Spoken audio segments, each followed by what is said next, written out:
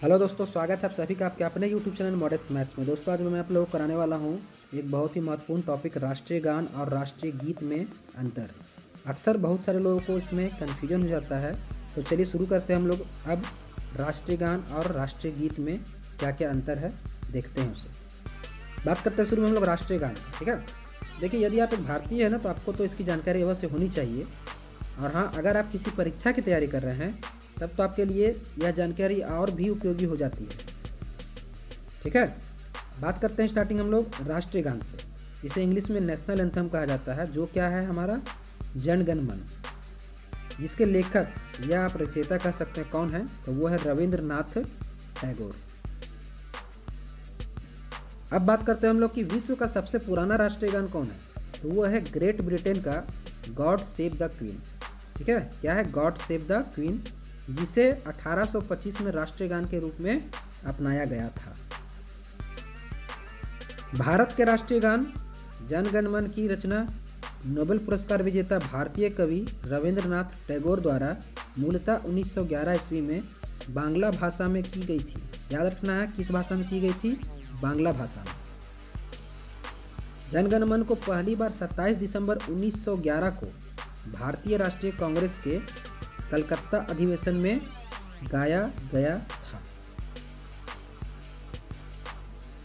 इसके हिंदी संस्करण को भारतीय संविधान सभा द्वारा 24 जनवरी 1950 को राष्ट्रीय गान के रूप में स्वीकृति प्रदान कर दी गई थी, ठीक है। स्वीकृति मिल गई थी कब? 24 जनवरी 1950 को। इस गीत का प्रकाशन पब्लिकेशन जो है वो पहली बार भारत विधाता शीर्षक से तत्वबोधिनी नामक पत्रिका में जनवरी 1912 में हुआ था। ये सभी राष्ट्रीय गान का टॉपिक है दोस्तों, ठीक है ना, पॉइंट है। जन गण मन का वर्ष 1919 में मॉर्निंग सॉन्ग ऑफ इंडिया शीर्षक से अंग्रेजी अनुवाद किया गया था, ठीक है। इसका इंग्लिश ट्रांसलेट जो है कब हुआ था? 1919 में। नेताजी सुभाष चंद्र बोस ने इस गीत का अनुवाद हिंदी और उर्दू में कराया था, ठीक है। इसका अनुवाद किसने किया था? कैप्टन आबिद अली ने। राष्ट्रीय गान जन गण मन के पूर्ण संस्करण को 52 सेकंड में गाया जाता है तथा इसके संक्षिप्त रूप, जिसमें प्रथम तथा अंतिम पंक्ति आती है, उसे गाने का समय जो निर्धारित किया गया है वो है 20 सेकंड। राष्ट्रीय गान के नियम का पालन नहीं करने तथा राष्ट्रीय गान का अपमान करने वाले व्यक्ति के खिलाफ prevention of insult to national honour act 1971 की धारा 3 के तहत कार्रवाई की जाती है, ठीक है। इसमें भी कार्रवाई का प्रावधान है दोस्तों। तो चलिए, ये थे कुछ राष्ट्रीय गान के टॉपिक। अब हम लोग देखते हैं राष्ट्रीय गीत के कुछ टॉपिक को, कुछ पॉइंट को।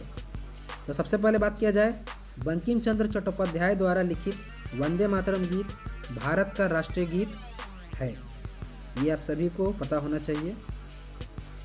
7 नवंबर 1876 ईस्वी को बंगाल के कांतलवाड़ा नामक गांव में बंकिम चंद्र चट्टोपाध्याय ने इस गीत को लिखा था। वंदे मातरम गीत के पहले 2 पद संस्कृत में तथा शेष पद बांग्ला में थे। वर्ष 1896 में सर्वप्रथम कांग्रेस के कलकत्ता अधिवेशन में इस गीत को गाया गया था। अब सबसे बड़ा बात देखिए यह है कि यह गीत आनंद मठ नामक पुस्तक में शामिल की गई थी। पहली बार अरबिंदो घोष ने इस गीत का अंग्रेजी में और आरिफ मोहम्मद खान ने इसका उर्दू में अनुवाद किया था। वंदे मातरम का स्थान राष्ट्रीय गान जन गण मन के बराबर है। यह गीत स्वतंत्रता की लड़ाई में लोगों के लिए प्रेरणा स्रोत बन गया था। भारत की संविधान सभा द्वारा 24 जनवरी 1950 को इसके प्रथम 2 पदों को राष्ट्रीय गीत का दर्जा प्रदान किया गया।